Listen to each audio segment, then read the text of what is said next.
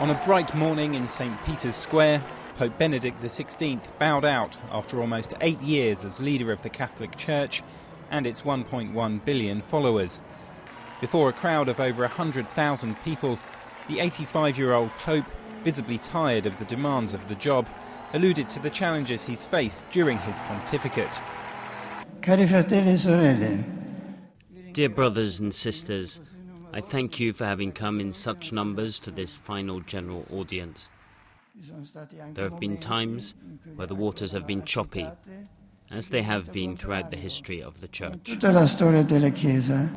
Pope Benedict's uncompromising views on issues such as gay rights and abortion have often been criticised as old-fashioned, but he's proved something of a groundbreaker at the end of his papacy. He's the first pope to retire in 600 years. After stepping down, he'll move to a monastery within the Vatican walls. I'm not returning to privacy or a life of travel, of meetings, of functions or of conferences, etc. I'm not abandoning the cross, but will remain in a new way close to the crucified Lord. Benedict is also unusual in that he'll become Pope Emeritus, offering guidance to his successor.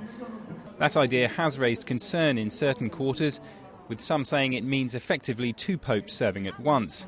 Nonetheless, while he may have lacked the charisma of his predecessor John Paul II, opinion has warmed to the Cardinal from southern Germany ever since he announced his shock retirement.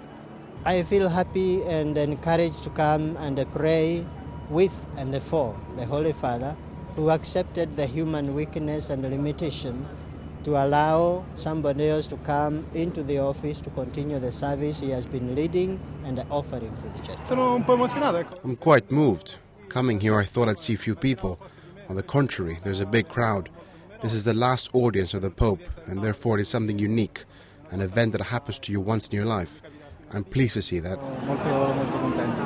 Benedict's papacy will officially come to an end at 8 o'clock on Thursday evening, when the Swiss Guards come off duty at the Pope's summer residence, the Castel Gandolfo. He'll leave behind a Catholic Church still grappling with allegations of widespread sexual abuse by priests. But his popularity, at least among the Catholic faithful, appears higher than ever.